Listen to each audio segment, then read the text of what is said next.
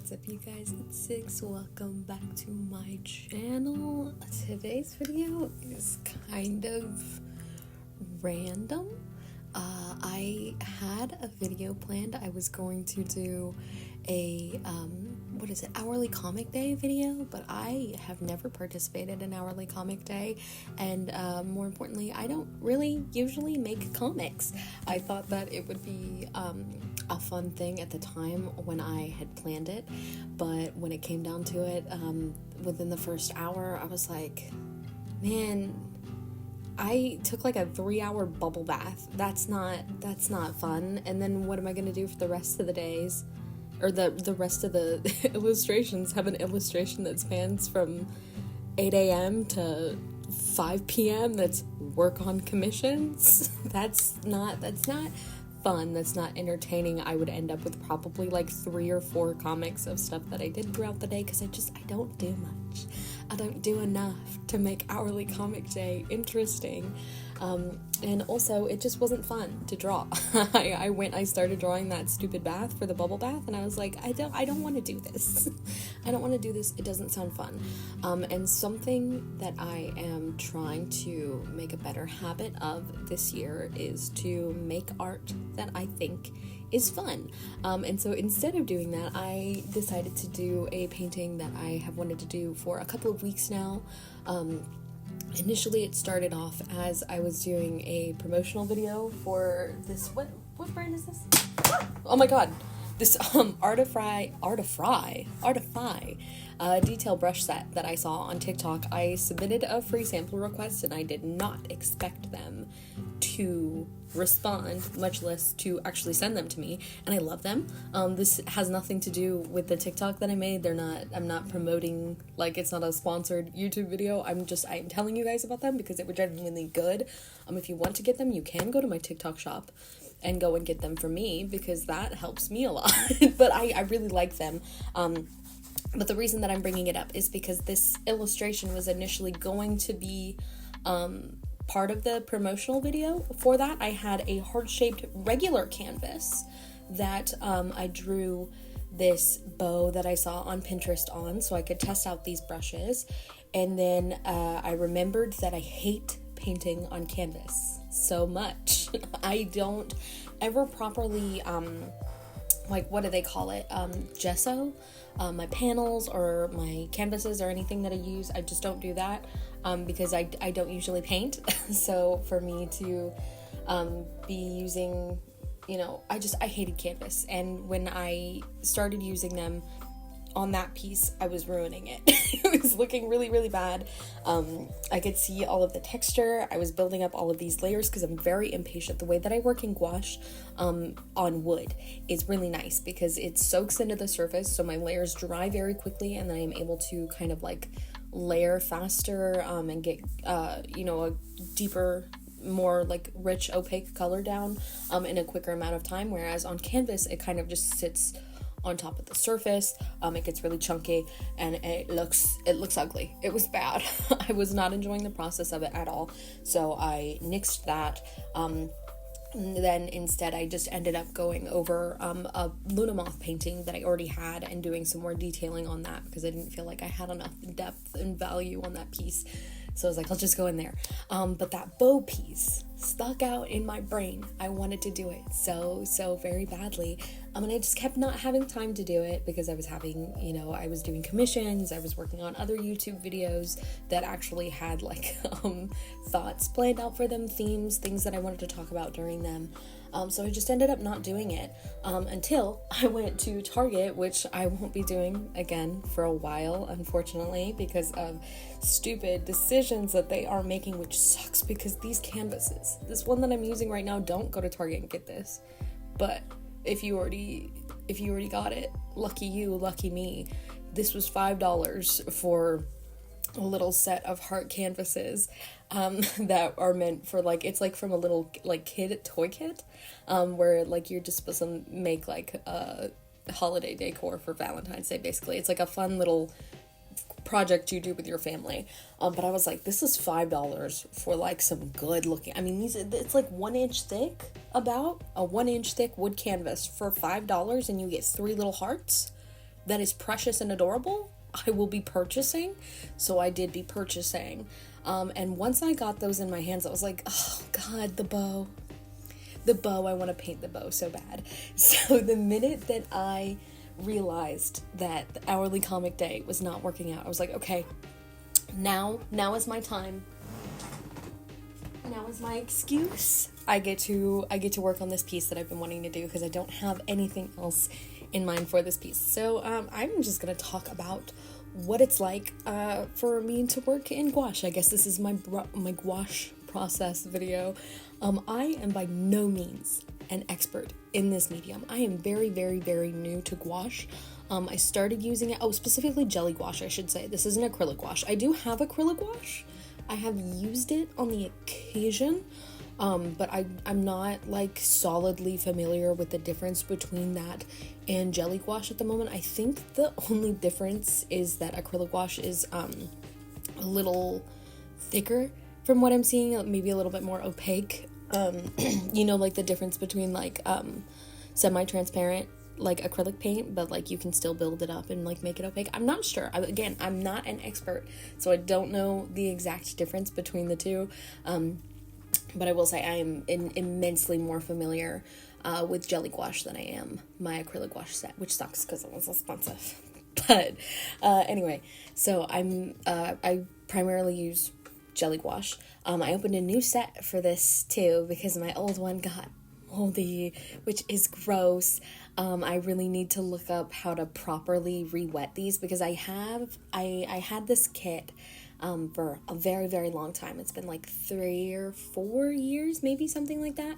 And so they were starting to dry out, and then one day I was like, okay, I hate when they're dry because mixing them is really annoying. You can properly like re-wet these paints and get them back into like a more jelly-like consistency, but the way that I did it was probably wrong.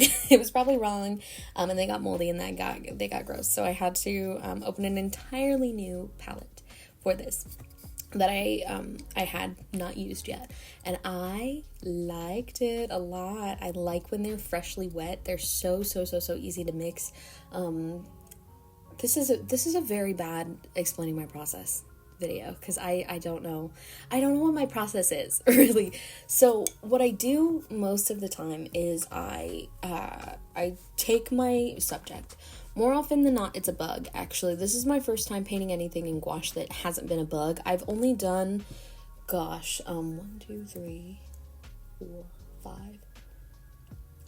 6, 7 paintings in gouache, and of the 7, 5 of them were bugs. I've done a Luna moth, a ladybug, a stag beetle, a spider, and another kind of beetle that I can't remember at all. What was that? I don't know, but it's gone. I sold it at a craft fair. But anyway, so I have very limited knowledge of this medium, but I kind of have a method, I guess you could say. My method being that I only ever paint on wood. I cannot stand painting on canvas. I paint on wood. I don't prep it or anything like that. I literally do nothing to these pieces. So I take my wood, I get my subject. For some reason, I really like to saturate colors when I'm working in gouache. So sometimes I'll take a subject and I will kind of play around with the colors in the saturation, maybe make it a different color than it actually is. Like I painted some kind of like transparent garden spider and I made it like blue and purple instead of like it being like clear and green. The ladybug, I made it pink instead. I don't know what it is, just I like making them more like fantastically colored. I don't know if it's because like I like to do brighter, more saturated colors with my portraits and stuff too, like when I make my monster and alien characters. I have no idea, but for some reason that is what I do. So I took the same sort of similar approach with the bow that I saw on Pinterest. It was initially sort of a soft pastelish pink that I was like, no, we're going to deepen this up. We're going to make it brighter. We're going to make it way more saturated. And while that did come across in my reference, which I will maybe pop on screen if I remember to do so, the actual painting of it, for some reason today I was having such a hard time mixing my colors. I still really like how the piece turned out. It's just the bow is a lot more desaturated than I maybe wanted it to. I'm hoping maybe if I varnish it, which I haven't yet as we're filming this because it's been super wet and rainy and cold, so I use a spray varnish too. We'll get to that. I haven't been able to varnish it yet, but hopefully maybe the colors will come out and they'll pop a little bit more. But anyway, so I take my canvas. That's step number 1.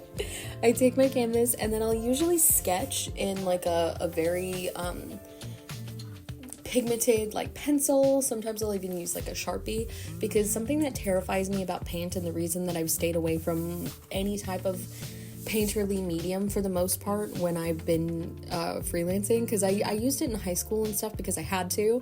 I was in like painting courses where we had to learn like oil painting techniques and stuff like that, and none of them stuck with me. I don't know. I didn't have fun with them. It scared me. Putting them together just felt like so much pressure. But then something that also really intensely scares me is losing my guidelines, my sketch lines. I get so freaked out when I have to paint over certain details like that, because then I'm like, oh my god, if it disappears, then I don't know where it is, and I'm gonna mess it up, and it's gonna look ugly, and I'm gonna ruin it, and then I wasted all these materials. I hate that. So when I'm working with gouache, I like to work with something that has a little bit of pigment, so that it's really bright and I can see where my guidelines are. And then I'll do my first initial layering with a very watered down version of my base color, and then I'll slowly be able to build, knowing exactly where my guidelines are. And then from there, it's kind of, I black out. I black out and suddenly my painting is finished, and I'm not kidding about that. This is why I'm like, I don't really have a process. I know that I use a dark color. I know that I start with a light wash, and then somehow it gets finished. I like to mix all of my colors beforehand. That's something that I do know. That's why I was talking a little bit about like my references. So I get my reference image picked out. I find my overall tone that I want for the whole piece. So like for example, for the ladybug, I knew that I wanted it to be pink, so I wanted to have my initial pink, and then I wanted all of my other elements to have pink in them too, or suit pink well. So I had like a teal for the background of that. It was like a dark, like emeraldy, tealish green. The black was like a warm, like purple pinky black. It wasn't a solid, complete black. All of the other elements in the piece have like a note that carries throughout them, like a signature color that's mixed with each of them, so they all look like they're from the same like environment, if that makes sense. For the Luna Moth piece, there was like light bits of green throughout all my colors, and also for like my shading, I don't like to use like the exact same color, but just add black to make the shading deeper. I hate that. I think it looks very dull and desaturated, so I try to again keep my main color in the back of my mind for stuff like that. So when I do my shadow colors, I'll mix my base, and then I'll take part of my base, put it off to the side for my shadow, put some more off to the side for my highlight, and then I will brighten and darken those with varying different colors of like my main hue, if that makes sense. So like for this piece, I have lots of pink, but I also have lots of blue. So I was thinking pink, blue, purple. Those were the colors that I was adding to my base tone to deepen it, not black. I don't ever use black. I do use white because I think at least in the jelly gouache set, for some reason, it's very, very bright. It doesn't like super like dull my colors. If anything, I feel like sometimes it like adds vibrancy to them. I don't know what it is about jelly gouache white, but it make it pretty. So I will add white for highlights, but I don't add black for shadow. For this particular piece, there was this is a set of like, I think like 30 or something like that, 36 maybe, like huge pans of premixed color that I take and mess around with. But it had like purpley pinks already made that were like really dark, so I was trying to add bits of those in, but then I was like, well, in my reference there's like these really like bright bits of like magenta, like orangey-ish, so I was adding some orange in, and I think that's where the desaturation happened, where it was like kind of less pink, and more like leaning into like kind of the more peachy tones, which I wasn't trying to do, but I'm still not mad at it. I'm looking at it right now and I'm like, she's cute, I like it. So yeah, I was just trying to keep stuff like that in mind, making sure my color palette is harmonious, and then blending is, I don't know.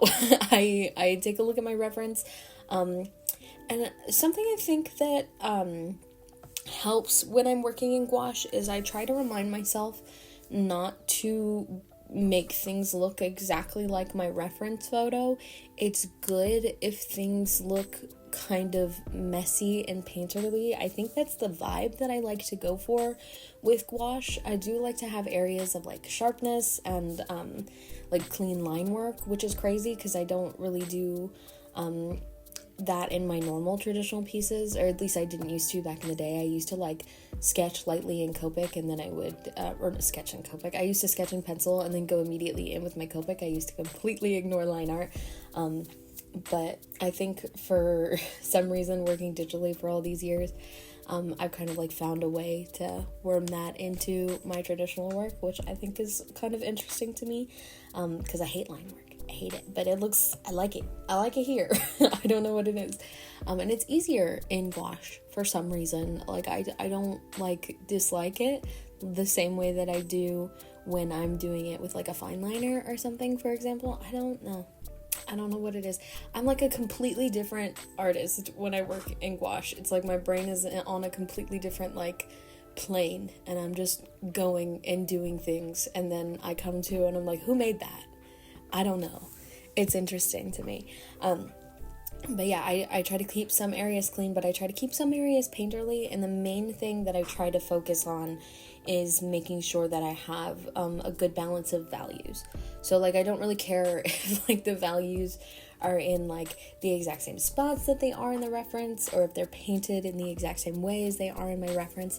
I'm mostly just trying to make things look like they have dimension and are interesting enough in value.